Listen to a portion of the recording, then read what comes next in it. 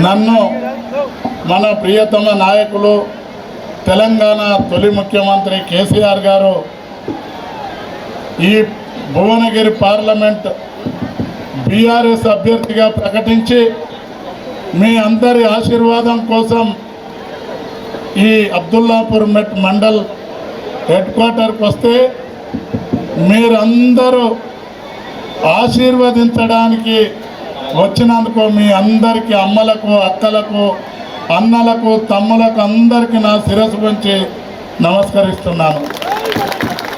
పెద్దలు 3 పర్యాయాలు ఈ ప్రాంతానికి నిస్వార్థంగా నిరాడంబరంగా సేవలు అందించిన బీఆర్ఎస్ పార్టీ అధ్యక్షులు మాజీ శాసనసభ్యులు మంచిరెడ్డి కిషన్ రెడ్డి గారికి, పార్టీ మండల పార్టీ అధ్యక్షులు కిషన్ గారికి, చక్రవర్తి గారికి, రామ్ రెడ్డి గారికి, కిరణ్ గారికి, విఠల్ రెడ్డి గారికి, బలరాం గారికి, యువ నాయకుడు ప్రశాంత్ కుమార్ రెడ్డి గారికి, పేరు పేరున కౌన్సిలర్లకు, మాజీ సర్పంచ్లకు, ఎంపీటీసీలకు, ఇంత పెద్ద బలగం బీఆర్ఎస్ పార్టీ కుటుంబ సభ్యులకు అందరికీ నా హృదయపూర్వక నమస్కారాలు తెలియజేస్తూ, తెలంగాణ రాష్ట్రం కోసం 14 సంవత్సరాలు పోరాడి తెచ్చి 10 సంవత్సరాలు రాష్ట్ర ముఖ్యమంత్రిగా ఉండి ఈ రాష్ట్రాన్ని అన్ని రంగాలలో సంక్షేమం కానీ అభివృద్ధి కానీ భారతదేశంలోనే ఒక మైలురాయిగా తీర్చిదిద్దిన ముఖ్యమంత్రి మొన్న 4 నెలల క్రితం ఎన్నికలు జరిగితే కాంగ్రెస్ పార్టీ నాయకుడు అంటే కాంగ్రెస్ పార్టీలో కూడా ఆయన 10 సంవత్సరాలు పనిచేసినోడేం కాదు. ఒక 4-5 ఏళ్ళల్లో వచ్చి అందరినీ ఢిల్లీకి వెళ్ళి కింది దాకా మేనేజ్ చేసి కళ్ళబొల్లి మాటలు చెప్పి ప్రజలను మోసపుచ్చి ఈనాడు ఎన్నికల్లో గెలవడం జరిగింది. ప్రజలు కూడా నాడు అనుకుర్రు, అడగందే కేసీఆర్ రైతు బంధు 10,000 ఇచ్చిండు, ఎకరానికి పెన్షన్ 2,000 ఇచ్చిండు, కానీ ఈయన 4,000 ఇస్తా అంటుండు, 15,000 అంటుండు, మహిళలకు 2,500 ఇస్తుండని నమ్మి ప్రజలు ఓట్లు వేయడం జరిగింది. కానీ కేసీఆర్ గారి ప్రభుత్వాన్ని 10 సంవత్సరాలకు ప్రజలకు ముఖం కొడితే రేవంత్ రెడ్డి గారి ప్రభుత్వం కేవలం 4 నెలలకే ఒక అభద్రతా భావం ఏర్పడ్డది. రైతులకు రైతు బంధు లేదు, కానీ ఆ స్కీమ్ 4 ఎకరాలు 3 ఎకరాలే కాదు, అది ఉంచుతాడా తీస్తాడా భగవంతునికి గుర్తు. నిన్ననో మొన్ననో అంటుండు, ఒక సంవత్సరం నోరు కట్టుకుంటే అంటే 40,000 కోట్లు అంటే మరి సంవత్సరానికి నోరు కట్టుకోక నోరు తెచ్చి 40,000 కోట్లు నువ్వే మింగుతావా రేవంత్ రెడ్డి అని నేను అడుగుతా ఉన్నా. ఇవాళ రైతులను 15,000 కాదు కదా 10,000 స్కీమును కూడా ముంచుతాడో ఒకసారి ఆలోచన చేసుకోవాలి. పెద్దమ్మలు పెద్దయ్యలు ఒకనాడు మా పెద్ద కొడుకు కేసీఆర్ అని ఆప్యాయత తెలుసుకున్న పెద్ద మనుషులు ఆశకు పోయి ఓటేస్తే ఆ 2,000 ఆ 4,000 స్కీమ్ దేవుడారికి కానీ వెనకడికి పెద్ద మనుషులు అనేది కొనడానికి మందు పెడితే ఉన్న 4 కూర్చిపోయింది అన్నట్టు. ఆడు 4,000 ఇస్తాడో ఇయ్యడో కానీ ఈ 2,000 పోయే ప్రమాదం ఉంది. ఎన్నో సంక్షేమ కార్యక్రమాలు, గొల్ల కుర్మలకు గొర్రెలు, గీతా కార్మికులకు సంక్షేమ పథకాలు, ముదిరాజులకు గంగపుత్రులకు చేపలు, విద్యార్థులకు ఫీజు రియంబర్స్మెంట్, ప్రతి ఒక్క కార్యక్రమాన్ని అందిస్తే ఈనాడు సంక్షేమ కార్యక్రమాలను అన్నింటి కూడా తుంగలో చెప్తా ఉండు. ఇవాళ అభివృద్ధి కార్యక్రమాలు ఈ పక్కన పోయి కోదాడు దాటితే ఆంధ్రప్రదేశ్ వస్తుంది, తాండూరు దాటితే కర్ణాటక వస్తుంది. భారతదేశంలోనే అభివృద్ధి చేస్తే కూడా ప్రజలు మర్చిపోయారు. కానీ 4 నెలల్లో రైతులందరూ కూడా తిరగబడతా ఉన్నారు. నేను నిన్న మొన్న తుంగతుర్తి, నకరేకల్లు, జనగామ, ఆలేరు ప్రాంతాలలో పోతే భారతదేశంలోనే ఫుల్ 3 లక్షల కోట్ల టన్నుల పంట పండిస్తే ఇవాళ కరువుతో కరువు కాటకం లేపి ఇవాళ సగం పంటలు పండినాయి. దానికి బోనస్ దేవుడారికి కానీ పండిన పంటను కూడా కొనే పరిస్థితి లేదు. కల్లాలల్లో 2 నెలల సంది ఒడ్లు కొనే దిక్కు లేదు. ఇవాళ రైతులు తల్లడిల్లుతారు. ఈ పెద్ద మనుషులు 60 ఏళ్ళు నిండిన వాళ్ళు ఆ 2000 పెన్షన్ కూడా వస్తుందో రాదో అనే అభద్రతా భావంలో ఉన్నారు. విద్యార్థులకు రియంబర్స్మెంట్ పోయింది. ఆడపిల్లలకు స్కూటీలు ఇస్తాను అవి పోయినాయి. ఏ ఒక్క 2 లక్షల రుణమాఫీ అన్నాడు అది పోయింది. బలహీన వర్గాల విద్యార్థులకు ఓవర్సీస్ స్కాలర్షిప్ ఉండే అది కూడా రద్దయింది. నిన్న ఇవాళ ఒక బ్రాహ్మణ సోదరుడు చెప్తా ఉండు, ఊర్లలో చిన్న పురాతన దేవాలయాలు ఉంటే ఆ ధూపదీప నైవేద్యానికి గౌరవ ముఖ్యమంత్రి కేసీఆర్ గారు ఆనాడు గుడికి ఒక 10,000 ఇచ్చేది. ఆ బాపనల్ల నోరు కూడా కొట్టిన ఘనతకి ఈ రేవంత్ రెడ్డి గారిదని నేను మీతో మనవి చేస్తా ఉన్నా. ఇవన్నింటిని గమనించి కేసీఆర్ గారు ఒక ప్రతిపక్ష నాయకుడిగా, తెలంగాణను తెచ్చిన నాయకుడిగా నా కళ్ళ ముంగట్నే రైతులు ఇబ్బంది పడుతున్నారని ప్రజాక్షేత్రంలోకి వెళ్తే నోటికొచ్చిన బండబూతులు మాట్లాడుతూ ఉండు. ఫ్రస్ట్రేషన్లో ఉండు రేవంత్ రెడ్డి నీకే రాదు మాటలు, నీకు ఆడో ఈడో రాసిస్తొస్తాయేమో కానీ మేము మీకన్నా ఎక్కువ మాట్లాడగలుగుతామనే విషయాన్ని నేను మీతో మనవి చేస్తా ఉన్నా. కాబట్టి ఇవన్నింటిని ప్రశ్నించాలంటే టీఆర్ఎస్ పార్టీకి ఒక అవకాశం ఇవ్వాలి. ఇవాళ పార్లమెంట్ ఎన్నికలు వచ్చినాయి. పార్లమెంట్ అభ్యర్థిగా నన్ను నియమించడం జరిగింది. ఇవాళ 70 ఏళ్ళు స్వాతంత్రం వచ్చిన తర్వాత ఒక్కసారి కూడా ఈ ఇబ్రాహీంపట్నం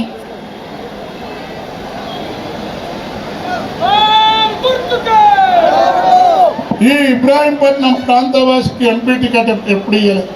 కేసీఆర్ గారు నన్ను ఆదరించి ఈ భువనగిరి పార్లమెంట్ నియోజకవర్గానికి నన్ను ఎంపీగా నిలబెట్టిండంటే నేను ఈ ఇబ్రాహీంపట్నం నియోజకవర్గానికి చెందిన మీ అందరి అన్నను తమ్ముణ్ణి అని నేను మీతో మనవి చేస్తా ఉన్నాను. నేను మీ ఆశీర్వాదంతో ఈ బీఆర్ఎస్ పార్టీ నాయకుల సూచన మేరకు ఈ కార్యకర్తల కష్టంతో ఎంపీగా గెలిస్తే ఈ ఇబ్రాహీంపట్నం ప్రాంత ప్రజలకు కూడా నేను ఒక అన్నగా తమ్ముడిగా నా ఇంటికి వస్తే మా మల్లేశన్న మా ఎంపీ అనే విధంగా గర్వంగా నా ఇంటికి వచ్చి కూర్చుంటే మీకు మర్యాద దొరుకుతుంది. కానీ ఇవాళ నా మీద పోటీ నిలబడ్డాడు ఎన్నడూ కాంగ్రెస్ జెండా మోసినోడు కాదు, ఎప్పుడు కూడా కాంగ్రెస్లో పనిచేసినోడు కాదు. 10 ఏళ్ల కింద ఉండి రాహుల్ గాంధీ సంతకాన్ని ఫోర్జరీ చేస్తే పార్టీలకు వెళ్ళి సస్పెండ్ చేస్తే చిరంజీవి పార్టీలో పోయిండు, తెలుగుదేశం పార్టీలో పోయిండు, జగన్మోహన్ రెడ్డి పార్టీలో పోయిండు. పోయి మొన్న రేవంత్ రెడ్డి కాంగ్రెస్లోకి వచ్చిండు. మరి అసొంటి దొంగకు టికెట్ ఇస్తే ఇక్కడ 20 ఏళ్ల సంది పనిచేసిన కాంగ్రెస్ కార్యకర్తలు మీకు కూడా కొద్దిగా చీమో నెత్తురుంటే ఒకసారి ఆలోచించుకోండి. ఇక్కడ ఒక క్యామ మల్లేశ మీ అన్నను మీ తమ్ముడు ఈ ప్రాంతంలో పుట్టిన వ్యక్తిని ఎంపీ అయితే మీరు నన్ను ఆదరిస్తే తప్పేది అని నేను అడుగుతా ఉన్నా. ఇవాళ మీరందరూ మా క్యామ మల్లేశ మా ప్రాంతం వ్యక్తి ఎంపీ అయితే ఎంత గౌరవమో మీకు ఎంత మర్యాద ఉంటుందో ఒకసారి ఆలోచించండి. కాబట్టి సోదరులారా, ఈనాడు కేంద్రంలో ఉన్న బీజేపీ ప్రభుత్వాన్ని కానీ రాష్ట్రంలో ఉన్న కాంగ్రెస్ ప్రభుత్వాన్ని కానీ మెడలు వంచి ఇచ్చిన హామీలు అమలు చేపియాలంటే మీరందరూ ఒక అవకాశం ఇవ్వాలి. భువనగిరి ప్రాంతంలో 6 ఎమ్మెల్యేలు మన వాళ్ళు ఓడిపోయారు. ఇవాళ నేను ఒక ఎంపీగా మీ అందరి దయ వల్ల మీ అందరి ఆశీర్వాదం వల్ల గెలిస్తే బీఆర్ఎస్ పార్టీ కార్యకర్తలకు ఈ ప్రాంత ప్రజలకు ఇచ్చిన మాట తప్పినటువంటి కాంగ్రెస్ వాళ్ళ మెడలు వంచి చేపియడానికి మేము ముందుంటానని మీతో మనవి చేస్తా ఉన్నా. సో కేసు బుక్ చేయించినటువంటి చరిత్ర పేపర్లలో మీరు అందరు చూసినారు. ఇవాళ భువనగిరిలో 37 మంది నామినేషన్ వేస్తే ఒక ఆవగింజంత మచ్చలేని నాయకుడిగా, ఒక్క పిట్టి కేసు కూడా లేనటువంటి నాయకుడిగా నేను ఉన్నానని మీతో మనవి చేస్తా ఉన్నాను. నేను మీ ప్రాంతంలో ఉన్నాను. మంచి నా చెడ్డోన్నా, నా మంచి చెడు అంతా కూడా ఇక్కడ ఉన్న వాళ్ళకి 50-60% మందికి గుర్తు. కాబట్టి మీరందరూ మీ పక్షాన మీ గొంతుకగా నేను ఈ పార్లమెంటులో తెలంగాణ ప్రాంత వాణి నింపియాలంటే కేసీఆర్ గారి నాయకత్వంలో తెలంగాణ విధుల కోసము, నిధుల కోసము, సంక్షేమం కోసము పోరాడాలంటే మీరందరూ ఆశీర్వదించాలి. రేపు 13వ తారీఖున జరిగే ఎన్నికల్లో మీ అమూల్యమైన ఓటును కారు గుర్తు బ్యాలెట్ పేపర్లో మనది 2వ నంబరు మీరందరు కారు గుర్తుపై వేసి నన్ను ఆశీర్వదించాల్సిందిగా కోరుకుంటా ఉన్నా. నేను ఈ అబ్దుల్లాపూర్ మెట్టు గడ్డ మీద నుండి ఏ పార్టీలు ఉన్న నాయకులైనా సరే ఈ ప్రాంతంలో అందరి అన్నా తమ్ములను, అక్కా చెల్లెళ్లను, పెద్దమ్మలను, పెద్దయ్యలను అందరినీ కూడా శిరస్సు వంచి వేడుకుంటున్నా. నాకు ఒక అవకాశం వచ్చింది. మీరు మీ ప్రాంత బిడ్డగా నన్ను ఆదరించి నాకు ఒక అవకాశం ఇవ్వమని నేను మాట్లాడుతా ఉన్నా. ఇవాళ ఒక బీజేపీ నుంచి మన మాజీ పార్లమెంటు సభ్యుడు పోటీ చేస్తూ ఉంది. సోదరులారా, భారతీయ జనతా పార్టీ వాళ్ళకేమి జెండా ఎజెండా లేదు. శ్రీరాముని పేరు చెప్పి ఓట్లాడుతారు. శ్రీరాముడు మనకు దేవుడు. దేవునికి రాజకీయాలకు సంబంధం లేదు. దేవుని గుడి కట్టుకుంటే దేవునికి భక్తికి మొత్తం, కానీ అభివృద్ధి కూడా అవసరం అనే విషయాన్ని మనం చేస్తూ ఉన్నాం. కాబట్టి మీరందరూ ఈ ప్రాంతం అభివృద్ధి, ఈ ప్రాంతంలో జరిగే అఘాయిత్యాలకు కూడా ఎదుర్కోవడానికి ఒక ప్రోటోకాల్ ఉన్న వ్యక్తిగా నన్ను ఎంపీగా గెలిపిస్తే తప్పకుండా మీ సేవ చేస్తానని, నేను నా మంచితనం ఏందో నేను మీ ముందట చెప్పుకోవలసిన పని లేదు. ఇక్కడ ఉన్న వాళ్ళకు 120 మందికి నేను ఎసొట్టు ఉన్నా. మీకు అందరికి గుర్తు. ఇటువంటి వ్యక్తిని గెలిపిస్తారా? మీరు ఎక్కడన్నా ముఖం తెలియని ఇటువంటి దొంగలు గెలిపిస్తారా? ఒకసారి ఆలోచించండి.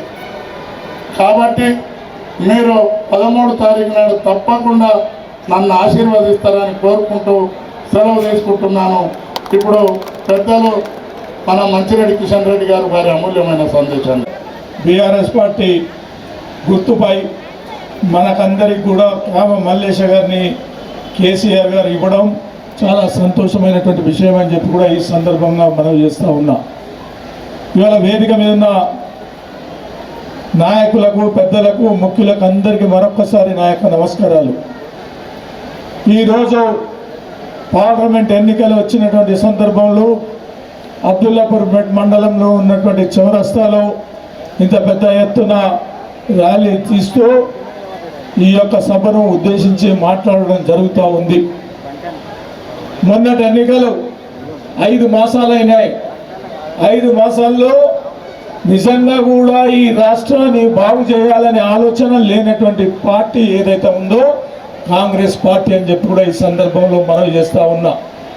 నమ్మిచ్చారు, మోసం చేశారు, అపోహ కల్పించారు. అదేవిధంగా మీకు అందరికి కూడా ఏదో ఆశ కూడా పెట్టడం జరిగింది.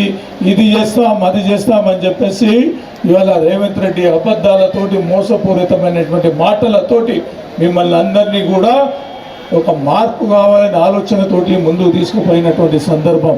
కానీ ఇవాళ 5 మాసాల్లోనే మనకు తెలిసిపోయింది.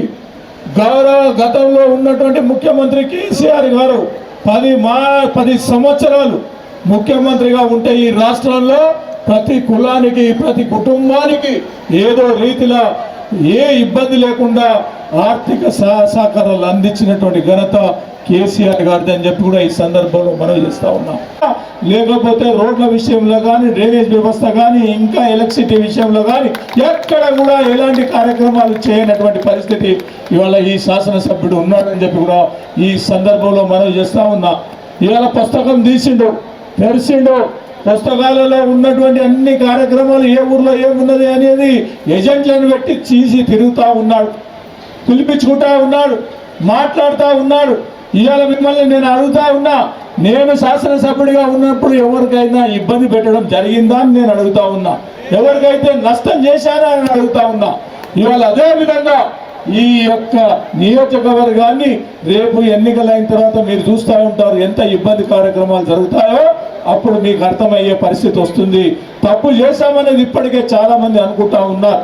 కాబట్టి ఇవాళ మిమ్మల్ని అందరినీ నేను కోరుకుంటా ఉన్నా, దాని ధీటుగా ఇవాళ ఈ శాసనసభ్యుడు ధీటుగా మనం ఎంపీగా క్యామ మల్లేష్ గారిని గెలిపించుకున్నట్టయితే బ్రహ్మాండమైనటువంటి ఒక కార్యక్రమాలు చేసుకుంటూ వాళ్ళ తప్పుడు విధానాలు, తప్పుడు ఆలోచనలు, ఇబ్బంది పెట్టడం అవన్నీ కూడా తక్కువైపోతాయని చెప్పి కూడా ఈ సందర్భంలో మనవి చేస్తా ఉన్నా. అర్థం కానటువంటి పరిస్థితి, ఒకడు బట్టి ఒకడు తావేలు కుందేలేక లేకపోతే ఎండ్రికి చెల్లలేక ఒకని కాలు ఒకడు గుంజుకుంటా ఉన్నాడు. ఇప్పుడే అభివృద్ధి చేస్తే లేదు, ఎవరి మీద ఏం చేయాలో చూస్తా ఉన్నారు, ఎవరిని నష్టపెట్టాలని చూస్తా ఉన్నారు. ఏ కుటుంబం యాక్టివ్గా పనిచేస్తే వాళ్ళని ఇబ్బంది పెట్టే విధంగా పోలీస్ డిపార్ట్మెంట్కి చెప్పి చేయడం జరుగుతూ ఉంది. ఇవాళ ఎన్నో కార్యక్రమాలు చేయాల్సినటువంటి పరిస్థితిని ఇచ్చిపెట్టి ఇవాళ ఈ తెలంగాణలో కేసీఆర్ను ఇష్టం వచ్చినట్టు మాట్లాడడం జరుగుతూ ఉంది. తెలంగాణకు వచ్చిన కేసీఆర్ 10 సంవత్సరాలు ముఖ్యమంత్రిగా ఉన్నటువంటి కేసీఆర్, అభివృద్ధి దశలో నడిపినటువంటి కేసీఆర్ను పట్టుకొని ఇష్టం వచ్చినట్టు మాట్లాడుతూ ఉన్నాడు. గుడ్లు బీకి గోళీలు ఆడుకుంటా అంటాడు, పేగులు మెడకేసుకొని తిరుగుతా అంటాడు. అవునా కాదా? ఇదంతా మీరు చూస్తున్నారు కదా. ఇవాళ సిగ్గులేని మాటలు ఇంకొక మాట మాట్లాడండి. ఇవాళ టీవీలో నిన్న ఒక సంవత్సరం నేను నోరు కట్టుకుంటే నేను ఎవరికి కూడా దగ్గర తీసుకోకపోతే ఇలా 40,000 కోట్ల రూపాయలు మందికి ఇవ్వచ్చు అని చెప్పి చెప్పడం జరుగుతుంది. అంటే నువ్వు తినేవాడవే కదా, తింటావు కదా. ఈ యొక్క తెలంగాణ రాష్ట్రాన్ని దోచుకునే విధంగా ఈ కాంగ్రెస్ ప్రభుత్వం చేస్తా ఉందని చెప్పి కూడా ఈ సందర్భంలో మనం చేస్తా ఉన్నాం. ఇక్కడ ఇబ్రాహీంపట్నంలో ఇక్కడ ఉన్న శాసనసభ్యుడు రాష్ట్రంలో ఉన్నటువంటి రేవంత్ రెడ్డి అని చెప్పి కూడా ఈ సందర్భంలో మనం చేస్తా ఉన్నాం. దొంగలు ఊళ్ళు వంచుకునే కార్యక్రమం, ఆవిరితో ఉన్నటువంటి ఒక కార్యక్రమం ఈడ 15 ఏళ్ళు లేనటువంటి పరిస్థితి, అక్కడ 10 ఏళ్ళు లేనటువంటి పరిస్థితిలో ఈ రాష్ట్రాన్ని దోచుకుందాం, ప్రజలను దోచుకుందామని నేను చేస్తామని అంటున్నారు. ఇవాళ నేను మహిళలను అడుగుతా ఉన్నా, ఏమా 5 నెలల సంది ఎవడన్నా కళ్యాణ లక్ష్మి ఎవడన్నా ఇచ్చిండా? నేను శాంక్షన్ ఇచ్చినవే ఒకనాడు ఇక్కడ ఇవ్వడం జరిగిందని చెప్పి చెప్తా ఉన్నారు. కళ్యాణ లక్ష్మే కాకుండా ఇలా తులం బంగారం ఇస్తానాడు. ఇలా ఎవరికైనా తెగ బంగారం వచ్చిందా? తల్లి నీకు వచ్చిందా? నీకు వచ్చిందా అమ్మా? తులం బంగారం ఇస్తా అన్నాడు, 2,500 రూపాయలు ఇస్తా అన్నాడు నెలకు. ఇక్కడ ముసలి వాళ్ళు ఉన్నట్టే అడుగుతాను, 2,000 కాదు 4,000 వస్తా అన్నాడు. 4,000 వచ్చినాయని నేను అడుగుతా ఉన్నా. 10,000 రూపాయలు రైతు బంధు ఇస్తా అంటే 15,000 ఇస్తా అని చెప్పేసి అబద్ధం ఆడినటువంటి పరిస్థితి. చదువుకున్న అమ్మాయిలు ఉన్నారు ఇక్కడ, చదువుకున్న అమ్మాయిలకు స్కూటీ ఇస్తా అన్నాడు. చదువుకున్న గ్రాడ్యుయేట్ పిల్లలకు 4,000 రూపాయలు వృత్తి ఇస్తా అన్నాడు. ఎవరికైనా ఇచ్చాడా అని నేను అడుగుతా ఉన్నా. ఎక్కడైనా ఒక్క రూపాయి ఈ ప్రభుత్వం 5 మాసాల నుంచి శాంక్షన్ చేసిందా అని పర్సనల్గా ఎవరికైనా ఇచ్చారా అని నేను అడుగుతా ఉన్నా. ఎక్కడ లేదు, రేపు కూడా చేసే పరిస్థితి లేదు. ఒకవేళ తప్పిదంతో మళ్ళీ ఒక్కసారి ఈ కాంగ్రెస్కు మీరు గిట్ట ఎవరైనా ఓటేసిందో ఆయన ఇంకా ఒక గడ్డ మీద 3 అంతస్తుల మీద కూర్చుంటాడు. నేను ఏం చెప్పినా వింటున్నారు జనాలు. కాబట్టి ఏది ఇవ్వాలా ఇవ్వకుండా నడుస్తుందని చెప్పేసి కుల వృత్తుల్లో కానీ, సంక్షేమం కానీ, ఆర్థికంగా లేని కుటుంబాలకు కానీ ఏది కూడా సహాయ సహకారాలు ఈ ప్రభుత్వం చెయ్యదు అని చెప్పి కూడా ఈ సందర్భంలో మనవి చేస్తా ఉన్నా. అందుకనే మిమ్మల్ని ప్రతి ఒక్కరిని వాళ్ళ అభ్యర్థిస్తా ఉన్నా, అడుగుతా ఉన్నా. మొన్నటి ఎన్నికల్లో ఏం జరిగిందో నేనేం అడగను, మాట్లాడాను, మర్చిపోయినాను. ఎందుకనంటే ప్రజల తీర్పు శిరస వహిస్తా. ప్రజల యొక్క ఆలోచనతోటి ఈ ప్రభుత్వం 10 ఏళ్ళు ఉన్నది కాబట్టి ఒక్కసారి ఆయన ఏదో చెప్తా ఉన్నాడని వాళ్ళకు ఓట్లు వేశారు, మాయ మాటలు చెప్పితే ఓట్లు వేశారు. కాబట్టి ఇవాళ నేను ఆ విషయంకి నేను మాట్లాడదలుచుకోలేదు, మాట్లాడను కూడా. కానీ ఇప్పుడు మాత్రం మిమ్మల్ని అందరినీ అడుగుతా ఉన్నా, మొన్నటి విషయం తప్పు జరిగిందా, లేకపోతే ఒప్పు జరిగిందా, లేకపోతే మాయ మాటలకు నమ్మిందా, ఏం చేస్తారో నేను అడుగుతలేదు. కానీ ఇవాళ ఒక్క మాట మిమ్మల్ని అడుగుతాను. బీఆర్ఎస్ పార్టీ అభ్యర్థిగా క్యావ మల్లేష్ మన ఊరు బిడ్డ, మన ప్రాంతమైన బిడ్డ, 100% ఒక వెనుకబడిన తరగతులకు సంబంధించినటువంటి వ్యక్తి. వారికి ఓటేసి మీరందరూ కూడా పెద్ద ఎత్తున గెలిపియాలని చెప్పేసి ఈ సందర్భంగా మీకందరికీ కూడా నేను మనవి చేసుకుంటా ఉన్నా. ఎందుకనంటే మన శాసనసభ్యుడు మన దగ్గర లేడు కాబట్టి ప్రజలు ఇబ్బంది పడతా ఉన్నారు. పోలీస్ స్టేషన్లలో కానీ, కేసులలో కానీ, ఎంఆర్ఓల దగ్గర కానీ, ఆర్డీఓ దగ్గర కానీ, కలెక్టర్ ఆఫీస్లో కానీ, లేకపోతే ఎక్కడైనా ఒక చిన్న గోడ కట్టుకుంటా కూడా కూలగొట్టే కార్యక్రమాలు తీసుకుంటా ఉన్నారు. ఇవాళ అంబర్పేటలో ఒక 10-15 మంది గోడౌన్లు కానీ అవన్నీ కూడా కూలగొట్టడం జరిగింది.